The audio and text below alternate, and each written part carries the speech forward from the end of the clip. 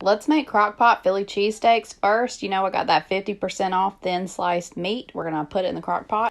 Also, slice up a green bell pepper. I sliced up half an onion. I meant to fry the other half later, but I was too tired by the end of the night. Also, don't judge me. Beefy onion Lipton soup mix. This is what the recipe called for. It actually makes a bomb-ass gravy. So I sprinkled the soup mix over the top. I added, of course, some more garlic powder.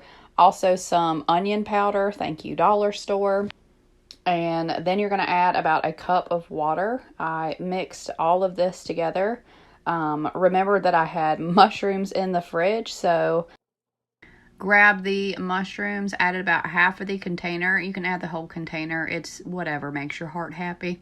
Covered it and let this cook for 6 hours. Do not peek. That is the secret to tender meat. A little steamy, but this is what it looks like at the end. This is my first time ever making Philly cheesesteaks, so y'all please go easy on me. My partner warned me that this is like a religious dish like collards are in the South, so, you know, advice is appreciated.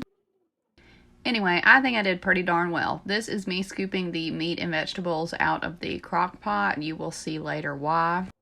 I should have bought a French baguette, but these were on sale. Some sourdough hoagie rolls. You split them in half. I used Havarti cheese and provolone. I know the classic recipe is Cheese Whiz. I couldn't bring myself to use Cheese Whiz. And the other thing, you can use American cheese. I fucking hate American cheese. It's not real. Also, sorry, the video is cockeyed. I didn't catch this when I was editing the videos. Whoops. Anyway, cover the cheese with some beef. I topped it also with provolone because I like all the cheese all the time.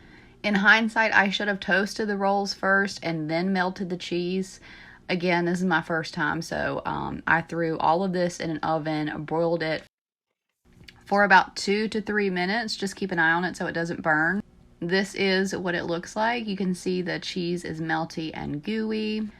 For the juice left over in the crock pot, I scooped it out into little sauce containers, and this is what we dipped our sandwiches into. Holy, this shit was bomb. I'm not even gonna lie. I could have drank that just like straight out of the little container.